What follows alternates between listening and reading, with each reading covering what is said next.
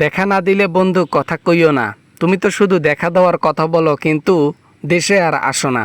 এইবার ডিসেম্বর মাসে তোমার আসার কথা।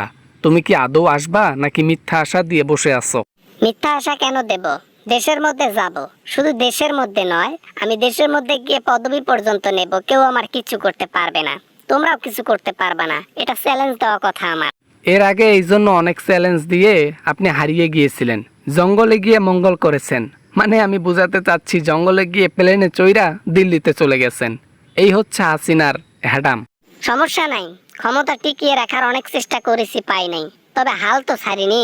আবার যাচ্ছি ডিসেম্বর মাসে, আর এইবার গিয়ে দেশটাকে হাতাই নেব। দেশটাকে হাতাইয়া ইন্ডিয়ার নামে আগে করব। কেন কেন কেন ইন্ডিয়ার নামে করতে হবে কেন? যদি দেশ আপনিই হাতাই নেন বা আপনার কাছেই দেশ থাকে, তাহলে ইন্ডিয়াকে দিতে হবে কেন? আপনি নিজেই তো দেশ চালাবেন তখন। নাকি অন্য মতলবে ক্ষমতা চাচ্ছেন? এই বারবার নির্বাচন করা, এই এটা করা ওটা করা ভাল লাগে না। একঘেয়েমি, এক নায়কতন্ত্র সরকার থাকবে, শুধু আমি সরকার থাকবে। এই জন্য ইন্ডিয়াকে লিখে দেবো, আর পার্মানেন্ট সরকার আমি থাকবো, কোনো প্যারা নাই। এই ছিল তোমার মনে? তবে এই আশা তোমার আশায় থেকে যাবে। এ স্বপ্ন কোনোদিনও পূরণ হবে না। কারণ জানো কেন? কারণ বাংলাদেশের লোক এখন সচেতন। এখন জীবন দিতেও পারে দেশের জন্য। এটাই তো ডর, এটাই তো ভয়, যে দেশের মানুষ হঠাৎ করে এত সাহসী হলো কিভাবে। তারা গুলিকে কিভাবে হাসি মুখে বরণ করে নিচ্ছে, মৃত্যুকে হাসি মুখে বরণ করে নিচ্ছে। এটা কেমনে সম্ভব? বাংলাদেশের মানুষ এক প্রকার জিন্দা লাশের মতো জীবন যাপন করে।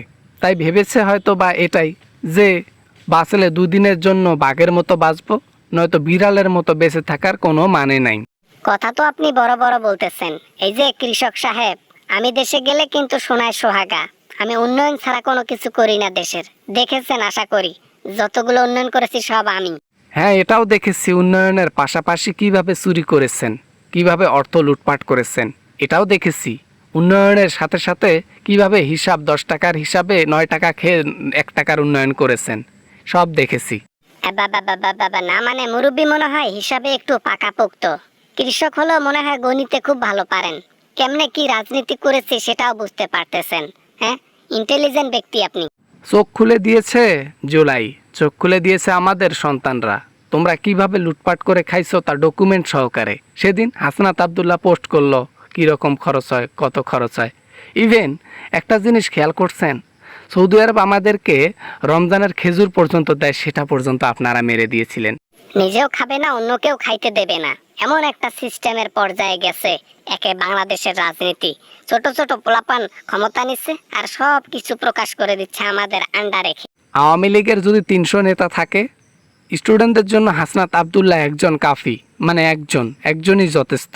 বুঝতে পেরেছেন? আপনার 300 একদিকে দাঁড়ালেও একলাই একদিকে কাঁপায়।